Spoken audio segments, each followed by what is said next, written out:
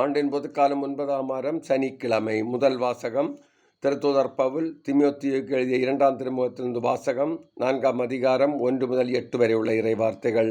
அன்புக்குரியவரே, கடவுள் முன்னிலையிலும் வாழ்வோருக்கும் இறந்தோருக்கும் தீர்ப்பளிக்கப் போகிற கிறிஸ்து இயேசு முன்னிலையிலும் அவர் தோன்றப்போவதை முன்னிட்டும் அவரது ஆளுகையை முன்னிட்டும் நான் ஆணையிட்டு கூறுவது, இறைவார்த்தையை அறிவி. வாய்ப்பு கிடைத்தாலும் கிடைக்காவிட்டாலும் இதை செய்வதில் நீ கருத்தாயிரு. கண்டித்து பேசு, கடிந்துகொள், அறிவுரை கூறு, மிகுந்த பொறுமையோடு கற்றுக்கொடு. ஒரு காலம் வரும், அப்போது மக்கள் நலன் தரும் போதனையை தாங்க மாட்டார்கள்.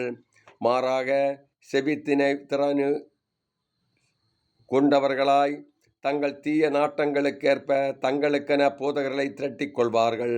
உண்மைக்கு செவிசாய்க்க மறுத்து புனைகதைகளை நாடிச் செல்வார்கள். நீயோ அனைத்திலும் அறிவு தெளிவோடிரு. துன்பத்தை ஏற்றுக்கொள், நற்செய்தியாளன் பணியை ஆற்று, என் திருத்தொண்டை முழுமையாய் செய்.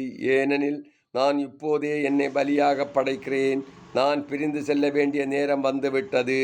நான் நல்லதொரு போராட்டத்தில் ஈடுபட்டேன், என் ஓட்டத்தை முடித்து விட்டேன், விசுவாசத்தை காத்து கொண்டேன். இனி எனக்கென வைக்கப்பட்டிருப்பது நேரிய வாழ்வுக்கான வெற்றி வாகையே. அதை இறுதி நாளில் ஆண்டவர் எனக்கு தருவார். நீதியான அந்த நடுவர் எனக்கு மட்டுமல்ல, அவர் தோன்றுவார் என விரும்பி காத்திருக்கும் அனைவருக்குமே தருவார். இது ஆண்டவர் வழங்கும் அருள்வாக்கு. இறைவா, உமக்கு நன்றி.